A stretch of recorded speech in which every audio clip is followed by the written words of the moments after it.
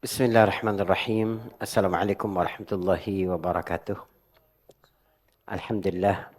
Nahmaduhu wa nasta'inuhu wa nastaghfiruhu wa na'udzu billahi min syururi anfusina wa sayyiati a'malina may yahdihillahu fala mudilla lahu wa may yudlil fala hadiya lahu. Asyhadu an la ilaha illallah wahdahu la syarika lahu wa asyhadu anna Muhammadan 'abduhu wa rasuluhu. Allahumma salli wa sallim wa barik 'ala nabil huda wa 'ala alihi wa ashabihi wa man walah, amma ba'd.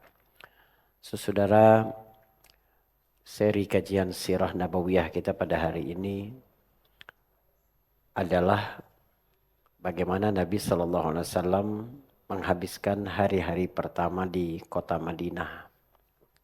Tapi ada satu materi yang penting banget sebelum kita bicara tentang ini. Apakah materi yang saya ingin sampaikan adalah ada 3 hal yang penting yang dilakukan oleh Nabi Sallallahu Alaihi Wasallam di Madinah pada hari-hari pertama beliau. Yang pertama adalah membangun masjid. Yang kedua adalah membangun ukhuwah persaudaraan sesama muslim. Dan yang ketiga adalah membangun sistem negara yang disebut dengan Piagam Madinah atau Sahifah Madinah. Ini adalah 3 proyek besar yang menjadi portofolio bagaimana membangun peradaban. Bukan hanya dari yang sebelumnya 0, tapi minus. Bagaimana kemudian itu mengubah wajah dunia, sebab seluruh kemajuan yang hari ini kita saksikan baik di Eropa atau Asia Tenggara, begitu juga Amerika Serikat berdasarkan penelitian paling kuat tentang siapa yang pertama kali menemukan benua itu titik 0 kilometernya atau kilometer 0-nya adalah peradaban Madinah yang dibangun oleh Nabi Shallallahu Alaihi Wasallam. Dan 3 yang dilakukan oleh Nabi ini adalah kunci. Ini teman-teman semua bisa kita terapkan bukan hanya untuk negara, tapi bahkan dalam unit terkecil seperti keluarga. Nilai-nilai dari 3 hal fundamental yang dibangun Nabi itu ternyata bermanfaat, dapat diterapkan untuk kehidupan kita.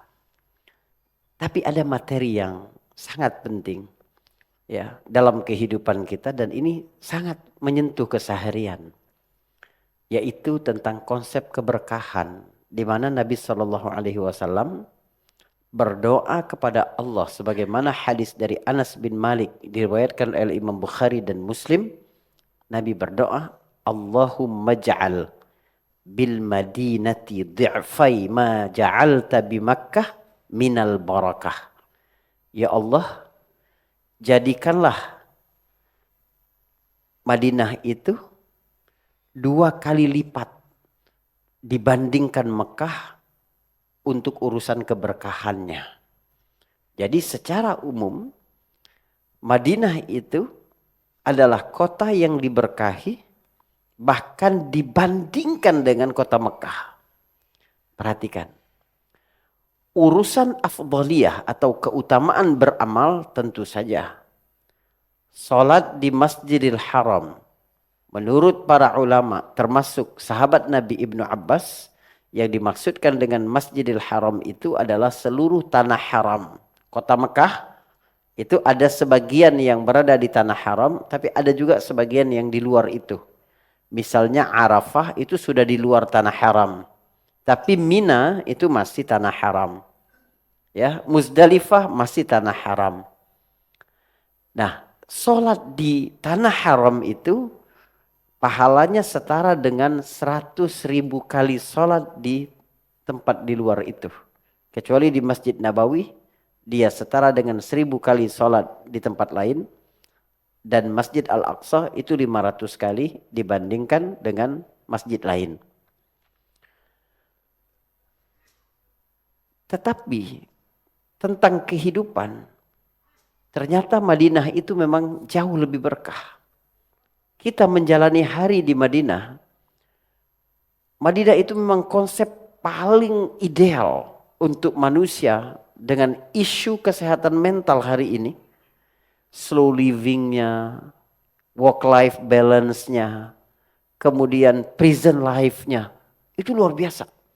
Jadi konsep-konsep ketenangan yang sekarang dikenalkan oleh para psikolog, bagaimana hidup berimbang, bagaimana hidup ya tidak dikejar-kejar, bagaimana menjalani proses yang kita jalani hari ini tanpa overthinking di masa lalu, ya kecemasan overthinking untuk menghadapi masa depan, kecemasan ya, anxiety, burnout, itu luar biasa.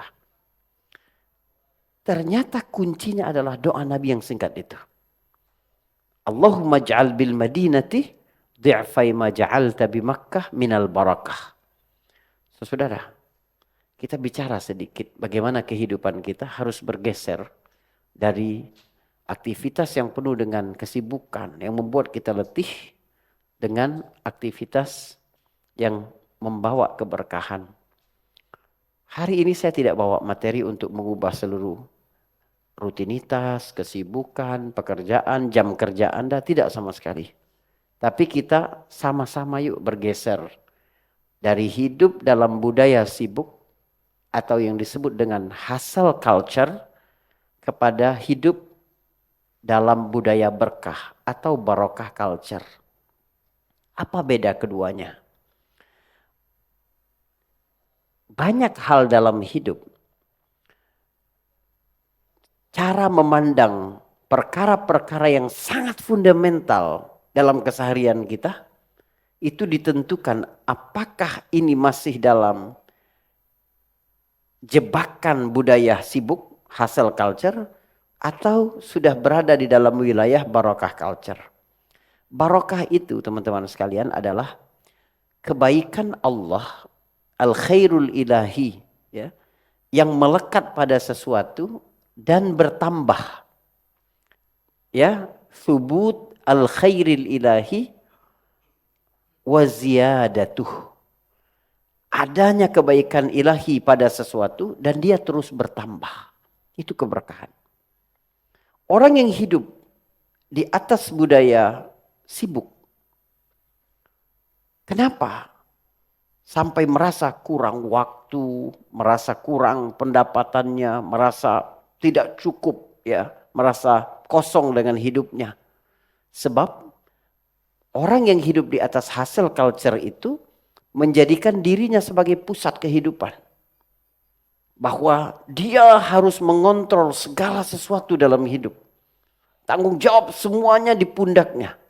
Seolah-olah dunia tidak berjalan tanpa dia. Dan dia merasa bahwa dia dapat sesuatu. Bisa mendapatkan sesuatu kalau dia bekerja lebih keras, kalau dia berstrategi lebih baik, kalau dia seolah-olah semua tergantung dengan diri dia. Jadi sifatnya hustle culture itu egosentrik, menjadikan diri sebagai pusat kehidupan.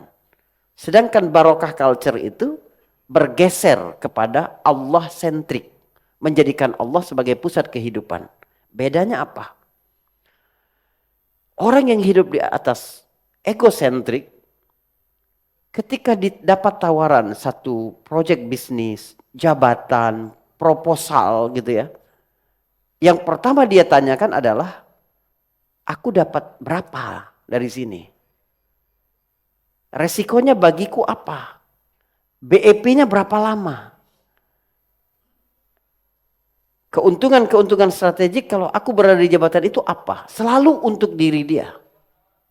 Sebaliknya, orang yang hidup di atas Allah sentrik, yang pertama dia tanya adalah, Allah ridho enggak sih dengan ini?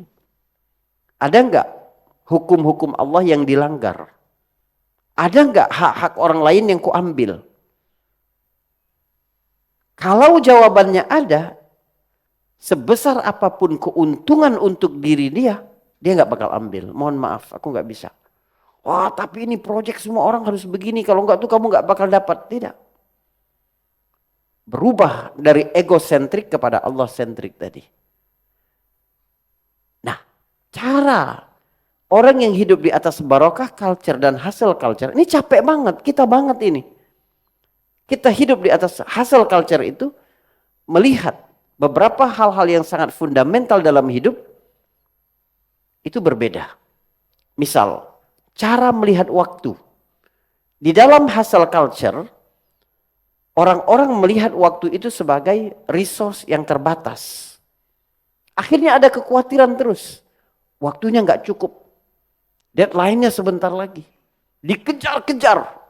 Perasaan hidup ini dikejar-kejar. Karena merasa waktu itu adalah sumber daya yang sangat terbatas. Hilang keberkahan di situ. Tapi orang yang hidup di atas barokah culture melihat waktu sebagai makhluk Allah sebagaimana dirinya juga makhluk Allah. Makhluk Allah punya nilai yang berbeda di sisi Allah. Walaupun di mata manusia sama. Waktu bulan Ramadan kemarin kita mengenal konsep Lailatul Qadar. Malam Lailatul Qadar itu di mata manusia sama. Mulai dari terbenam matahari sampai terbit fajar 10 sampai 11 jam. Tapi di sisi Allah nilainya lebih daripada 1000 bulan. Jadi terkadang dari waktu yang terbatas ada kebaikan. Allah bisa suntikkan kebaikan sehingga kamu dapat menghasilkan kebaikan Allah yang bertambah-tambah walaupun waktunya terbatas. Coba, apakah selama ini kita merasa bahwa waktu kita selalu kurang? Sampai kita mengorbankan hak keluarga, mengorbankan waktu tidur, menganggap ibadah sebagai mengganggu produktivitas. Lagi meeting, so azan zuhur. Lagi ya sedang konsentrasi melakukan pekerjaan, sudah asar. Akhirnya menganggap pekerjaan sebagai mengganggu produktivitas. Cara kita memandang waktu berbeda. Orang yang hidup di atas hustle culture dengan barokah culture tadi. Yang kedua, cara memandang kerja. Ini kan hal-hal yang fundamental banget dalam hidup kita. Cara memandang kerja, orang yang hidup di atas hustle culture itu melihat kerja adalah alat untuk mencapai hasil. Sehingga dia akan capek terus bekerja. Dia merasa bahwa kalau aku bekerja lebih keras, aku akan dapat hasil yang lebih banyak lagi. Tapi orang yang hidup di atas barokah culture melihat kerja itu adalah ibadah. Adapun hasil itu sudah ditentukan oleh Allah Subhanahu wa taala. Berarti nggak usah sungguh-sungguh. Sungguh-sungguh kalau beribadah harus sungguh-sungguh. Sama-sama sungguh-sungguh. Tapi yang satu bersungguh-sungguh karena merasa bahwa semakin aku keras bekerja, semakin aku dapat hasil. Kalau aku berhenti bekerja, kalau aku menguranginya akan berkurang hasil. Tapi yang satu lagi tidak. Aku mengejar keridhaan Allah Subhanahu wa taala. Maka ukuran produktivitas dalam hustle culture, dalam budaya sibuk hanya sebatas KPI, output, angka. Sebaliknya dalam barokah culture ukurannya adalah 2. Penerimaan dari Allah, qabul atau tidak. Yang kedua adalah manfaatnya bagi orang lain. Ada banyak keluhan dari HRD perusahaan-perusahaan sekarang adalah Gen Z ini sekarang, Bapak-bapak, sangat perhitungan dengan pekerjaan. Kalau bukan tugas dia, walaupun itu kecil, mereka nggak mau. Tidak ada rasa peka. Ketika ada kesempatan di depan matanya dan itu untuk kepentingan banyak orang, termasuk perusahaan, dia nggak mau. Aku dapat apa kalau aku melakukan itu? Sangat perhitungan. Apa yang dia kerjakan harus apa yang dia dapatkan. Bagi orang yang hidup di atas barokah culture, maka dia melihat ini kesempatan. Tidak akan menguras energi banyak, bahkan dapat kebahagiaan lebih kalau kita melakukan sesuatu kebaikan. Walaupun itu tidak ada hubungannya dengan KPI. Tapi ini kesempatan berbuat baik dia lakukan itu.